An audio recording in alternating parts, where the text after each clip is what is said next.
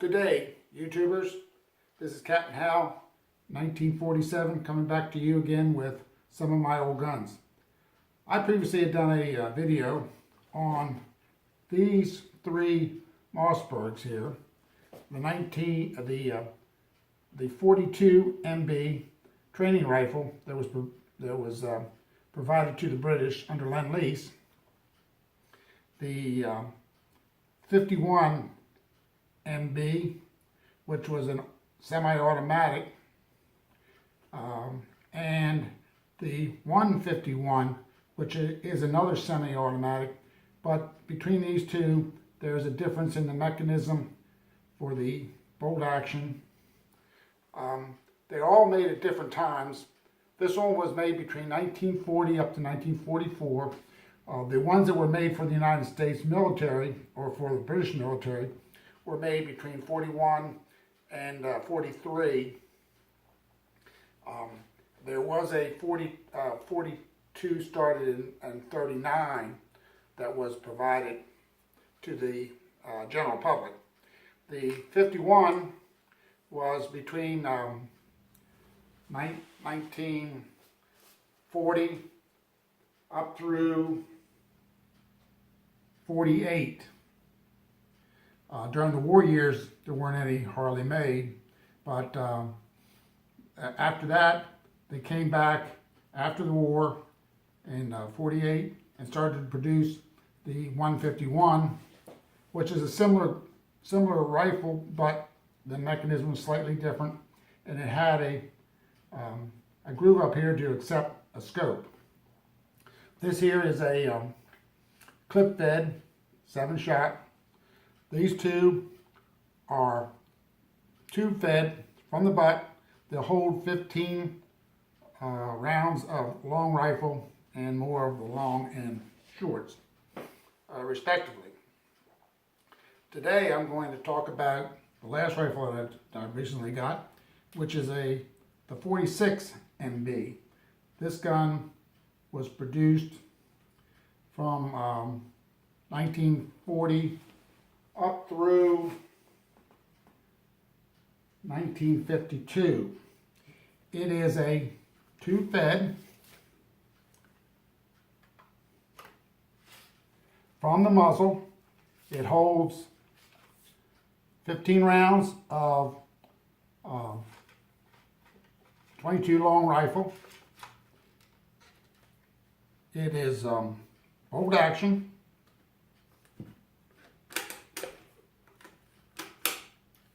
It is has the same sights as several of these others do. The peep sight, which in this case is a 130, S130. It originally did have a sight in this area here, but it has since been removed, and I now have some finishing screws in those particular holes. It has the normal peep sight, or front sight, excuse me, that has a number of different apertures, 4 of them, that can be changed depending on what you want to shoot. And it has much of the same action as this does. The bolt is slightly different. They operate the same with the safety, the same place as the 42. They have the normal trigger guard, the plastic trigger guard, which is kind of synonymous with all of the Mossbergs. It has, in this case, a plastic butt plate. Some of the earlier ones had metal. In this particular series, the 46s started out as a 46, then a 46A, and a 46M, or 46MB, an MA, and a 46M. Normally, Mossberg always would change the nomenclature a little bit when they made certain changes, but they were minute changes in most cases. Like it would change the sights, or in this case, from an A to a B. One of the things they changed was the butt plate. It went from metal to plastic, which was after the war. This one here would have been in between 48 and was stopped production in 52. They all have pretty much the same length barrel, which I think is 23 inches. The twist is the same, it's 1 in 16.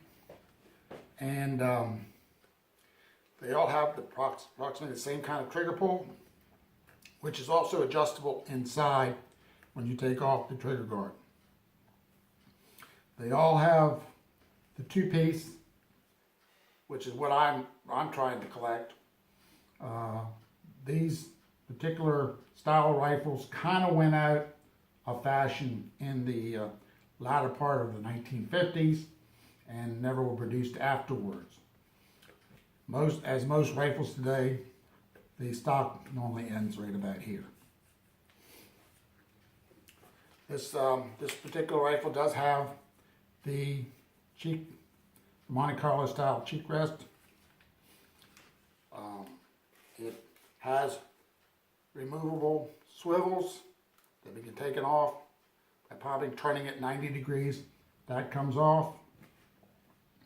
And overall, this is as typical of shooting any of the Mossbergs that I have here on the table that you see.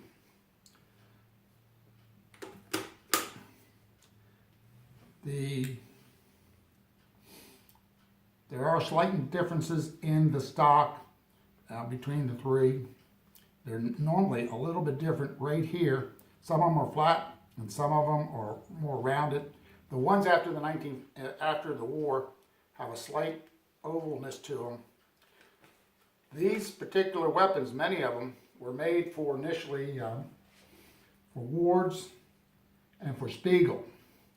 Spiegel is, in some cases, you may get one of these rifles, and there may be an S in the beginning of the model number, so it would be an S46M, which meant that it was made for Spiegel. Wards, I don't believe, had any difference in the numbering system for the model. Mossberg then eventually started to produce their own rifles. So they were all sold under their own name, but they would just make a little bit difference in the model numbers to denote where they were sent to. Some of the rifles that were made for those different manufacturers did have some other little ornaments. One of them was right here for Spiegel, as I've seen on other videos. That could be replaced in a letter. Your initials could be put on there. It was kind of a gift to the purchaser. The other rifles that I have, this is pretty much the one of every one they made. There is one additional one. They made about 1,100 of them, which is the 142. And whether I'll be able to find that, because they only made about 1,100 of them, is a question. It is a bolt action also, but the bolt is completely different. It has more like a barrel here instead of a knob. It is clip fed, as the 42 is. And that's the only other one that I do not have. Each one of these models had submodels. As I mentioned before, as they made different changes, added sights or a different sight, changed butt plates, other modifications other than internal, they would change the model number from an A or a B. In some cases they didn't have anything initially. They were just known as like in this case, the 46M. So this is my collection. I'd love to hear from you if you know more about these particular guns. I'm trying to learn more about them myself. And any information anybody can give me, I would greatly appreciate. And until the next time, this is the old captain signing off.